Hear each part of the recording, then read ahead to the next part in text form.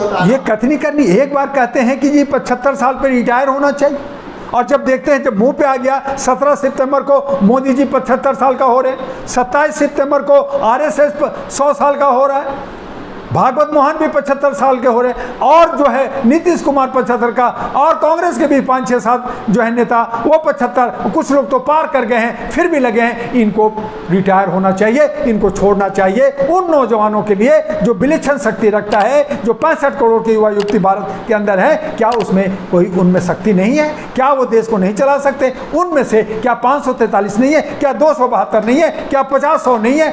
सब हैं। लेकिन अगर आप कुंडली मार करके, सांप की कुंडली मार के बैठ जाओगे, गुंडागर्दी करोगे, दादागिरी करोगे, तानाशाही करोगे, आप चोरी करोगे वोट का, आप ईवीएम में चोरी करोगे, एन प्रकार तरीके से चोरी करोगे, तो उसी का अगर कोई आवाज़ उठा रहा है राहुल गांधी, तो क्या गलत कर रहा है? अगर तेजस्वी उठा रहा है तो क्या गलत कर रहा है? लेकिन हाँ, हम राहुल को चुने, तेजस्वी को चुने, नीतीश को चुने या जनस्वराज को चुने, ये जनता तय करेगी। आज बिहार के अंदर त्रिकोणीय समस्या बन गई है कि क्या इंडिया जीतेगा, क्या इंडिया जीतेगा, क्या जनस्वराज जीतेगा? अब तो जनता तय करेगी। अब जिसको, जो लोग, जो समूह जनता के हित में बात करेगा, रोजगार, शिक्षा, स्वास्थ्य, सुरक्षा फ्री देगा, जो बिहारियों के पलायन पे रोकेगा, वो विकास करेगा, उसके साथ जनता जाएगी। अब जनता कहाँ जाती है वो भी मैं गारंटी ले सकता, यह मैं भविष्यवाणी नहीं कर सकता, लेकिन ये जरूर कह सकता हूँ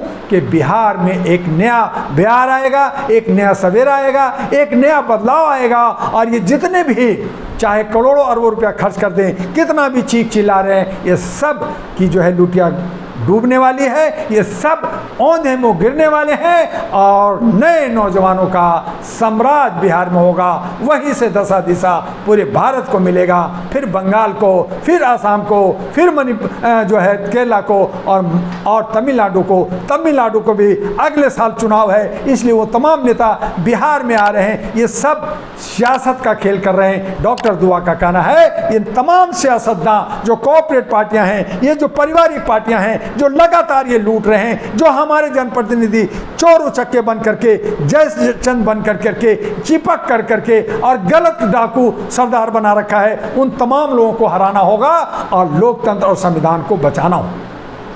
मोहन भागवत का एक और बयान है कि रोडों और शहरों का नाम नहीं बदलना चाहिए, और एक तरफ आप देखते हैं उत्तर प्रदेश में हो चाहे दिल्ली में है, नाम बदले जाते हैं। देखिए, ये जो बोलते हैं, बोल वचन जो बोलते हैं उसमें टिकते नहीं।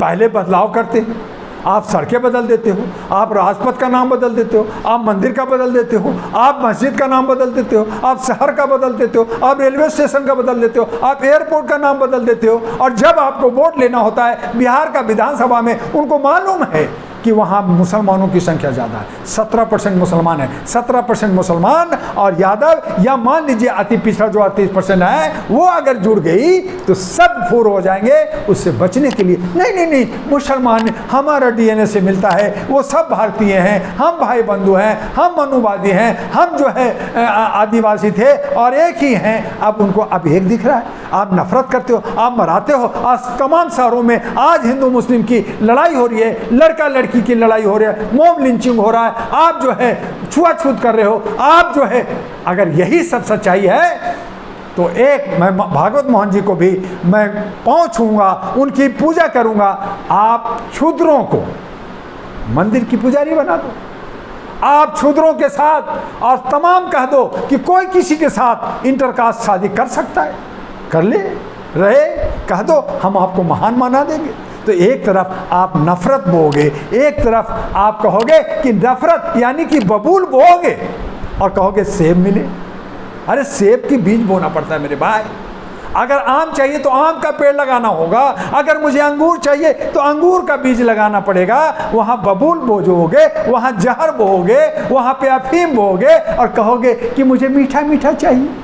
तो ये भागवत मोहन जी का या उनके समरक्ष या उनके जितने भी साधु सन्यासी या जितने भी अंधभक्त लोग हैं, जितने भी जो भटक रहे हैं, आज वो जो कह रहे हैं देखिएगा थोड़ा सा वक्त में यही बदलेंगे, अब बदल रहे हैं, बदलेंगे, क्योंकि उनको खतरा दिख रहा है कि अब ये सरकार नहीं रहेगी। आज बीजेपी में जितने भी लीडर हैं वो ज्यादातर कांग्रेस से निकले हुए हैं, वो भी छोड़ेंगे, फिर कांग्रेस, फिर किसी पार्टी में। तो ऐसे दल बदलुओं को जनता को सबक सिखाना चाहिए। इधर उधर जो लेते हैं ये देते हैं या जाते हैं, ऐसे लोगों को हराना चाहिए, क्योंकि वो सिर्फ सत्ता का खेल खेलते हैं, राष्ट्र का नहीं करते। इसीलिए भारत के अंदर हमारे जनप्रतिनिधि, हमारे अच्छे सच्चे नेता की कमी आ गई है। लेकिन कमी नहीं है, कमी हमारी सोच की है, कमी हमें एकता की है। जिस दिन एक जन क्रांति आएगी, जिस दिन एक बिखराव जो सिमटेगा, तो ये तमाम बाहर निकलेंगे और नया बीज, नया कोपल, नया फसल हमें सामने मिलेगा।